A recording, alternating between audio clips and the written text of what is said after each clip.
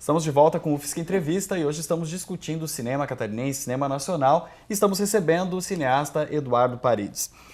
Eduardo, no bloco anterior a gente falou sobre a sua vida, o início de carreira ali do jornalismo e também sobre como você se considera um profissional completo no sentido de ir para a área que melhor, com dignidade, represente o seu trabalho. Eduardo, agora como que você entrou no cinema?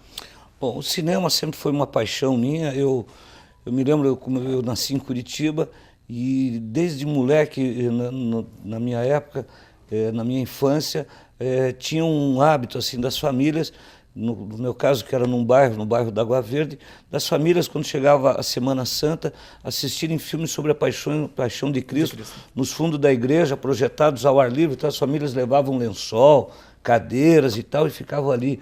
E eu, com 4, 5 anos de idade, a minha mãe conta até hoje, quando eu me distanciava dela, assim, ela sabia que eu estava do lado do projetor.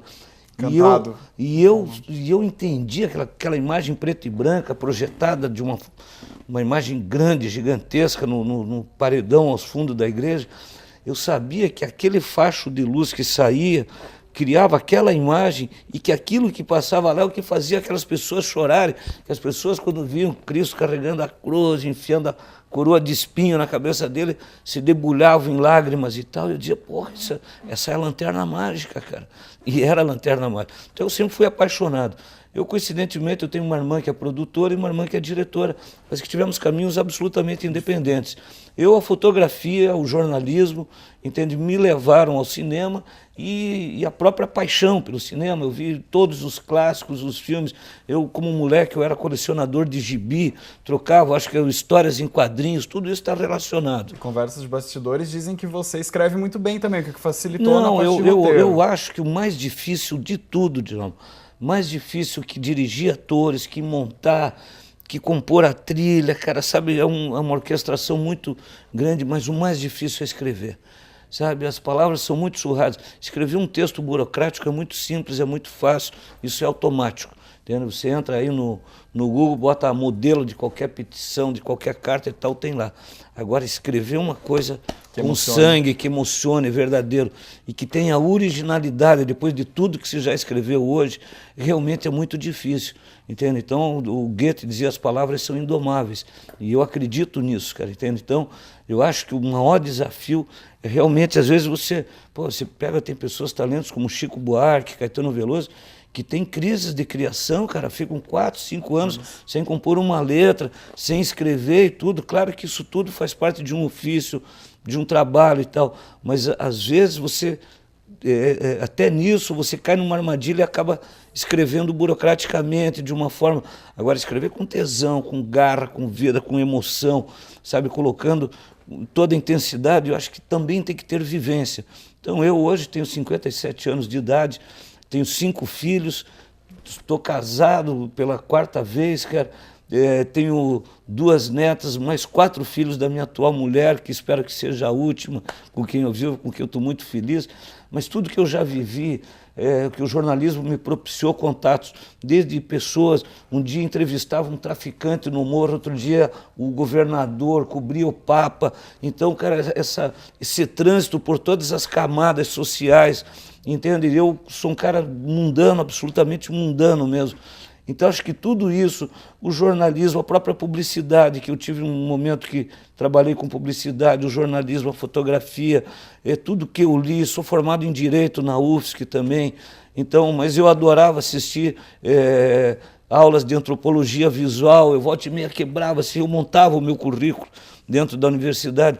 Então, toda essa cultura geral, tudo que eu vivi, como pessoa, como ser humano, eu estou colocando agora nos meus roteiros, nos meus filmes, entende? Então eu acho que é um momento assim de colocar, e se eu não tivesse essa experiência, essa bagagem, talvez eu não conseguisse traduzir com tanta emoção as ideias que eu tenho. Eduardo, o que chamou a atenção sua para fazer esses 2 curta-metragens, principalmente falando o Desterro e o Novembrada, desses momentos históricos aqui em Santa Catarina? Isso é bem legal. Quando eu cheguei para trabalhar como jornalista aqui em 1980, eu fui estudar a história de Santa Catarina.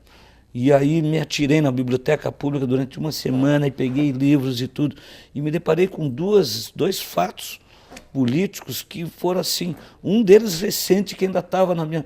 Eu era correspondente em 79 no Nordeste, de uma revista e um jornal de circulação nacional, era correspondente freelance, e lá eu senti os efeitos da novembrada. A principal consequência da novembrada, para mim, foi a descompressão da censura nas redações dos jornais. E isso, para mim, foi a gota, o olho d'água do movimento das diretas já.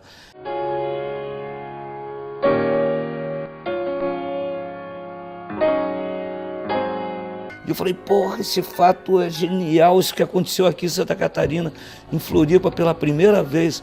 O povo de uma cidade se confronta física diretamente com um dos generais presidentes. No caso foi o general Figueiredo. Provoca. Não, ou ele provocou a população, né? Eu acho que foi dos dois lados ali. E a outra foi o fato da cidade, que se chamava Desterro, em homenagem primeiro a uma santa, Nossa Senhora do Desterro, depois apenas Desterro, e teve o nome trocado e dado em homenagem a um ditador militar que foi um dos maiores algozes dos catarinenses, que mandou fuzilar, porque não foi o Moreira César. Eu tenho certeza, convicção absoluta que aquilo, o Floriano Peixoto, era óbvio que tinha conhecimento, que estava havendo os fuzilamentos, as execuções sumárias lá na fortaleza de Anhatomirim. Da República, e passo a ser um cidadão comum. Eu vou lá falar com ele. Das maiores lideranças civis e militares que existiam em Santa Catarina. É como se hoje pegasse os comandantes militares, os vereadores, os deputados que estão aqui, cara, e tal, fossem lá e fuzilassem ou enforcassem os caras na ilha. Então foi um impacto para uma população que devia ser de 10, 15 mil habitantes. Imagine o trauma. Até hoje tem famílias que não assinam Florianópolis, sabe? Assinam, não aceitam. Isso, quando eu fiz o filme, deu uma polêmica muito grande, que originou um movimento chamado Movimento 100 Anos de Humilhação. E aí teve lá na Universidade Federal o julgamento do Floriano Peixoto, um júri popular com um corpo de jurados. Me lembro, o Espiridião Amin fazia parte do júri, o Sérgio Grande, se eu não me engano, transmitido ao vivo pela TV. E o presidente da Academia Alagoana de Letras veio para fazer a defesa do Floriano Peixoto. Pô, então foi uma coisa genial, cara, entende? Só que esse fato, nunca ninguém tinha falado. Eu falei, pô, isso dá um filme, cara. Isso dá um filme. E em 86 eu saí do Jornal Estado para fundar o Diário Catarinense, e fiquei 1 ano na redação do Diário, e ali eu já estava tomado. Foi em 87, quando foi criada a Cinemateca Catarinense, aí houve o início de um movimento muito legal, que teve um passo seguinte com a realização do Manhã, do Zeca Pires, em 89, que foi assim uma honra e foi um experimento, um laboratório para todos nós. Então foi o seu começo no cinema? O meu começo no cinema, na verdade, foi quando... isso foi em 78, eu era fotógrafo, eu fui acompanhar uma namorada a São Paulo, e ela era atriz do filme Maldita Coincidência, do Sérgio Bianchi, que se passava um pessoal totalmente underground, punk mesmo, que se passava num castelinho abandonado da Brigadeiro Luiz Antônio. E ali eu fiz um trabalho de estilo para o Pedro Farcas, que era o câmera e diretor de fotografia, e ele me viu com a câmera ali, pô, dá para fazer um estilo? E quando eu vi o set de filmagem, aquela eletricidade, aquela magia, os atores, aquilo foi um raio que caiu assim na minha cabeça. E ali eu posso até nem ter falado, mas aquilo para mim ficou assim, um dia eu vou fazer cinema. Um dia eu vou fazer, porque a magia do set, da hora de você dirigir os atores, a concentração, o magnetismo que tem aquilo é muito intenso, é muito intenso. E aquilo, sabe, e é uma coisa que eu vejo assim, o cinema, ele tem uma perenidade muito grande. Você, a publicidade, você pode fazer uma obra-prima, acabou a campanha comercial, ela vai para a lata do lixo. O jornalismo, cara, todo dia, sabe, melhor que o texto, que você faça uma obra-prima, mas não é como um livro que fica, entende? Então, o cinema não, o cinema estão aí os filmes de 100 e poucos anos atrás, desde o início do cinema, estão vivos. Os meus filmes continuam passando ainda hoje, sabe? Eu tive recentemente a experiência dele ter sido levado no Cineclube Pitangueira, na Lagoa da Conceição, pô, estava lotada a sala, lotada. O pessoal aplaudiu, eu falei, pô, que maravilha, entende? Então, que legal você fazer uma coisa que ultrapasse o criador, cara, entende? É que nem os escritores que já morreram e deixaram para a humanidade legados, os diretores de cinema, os artistas, onde a obra ficou, né, cara?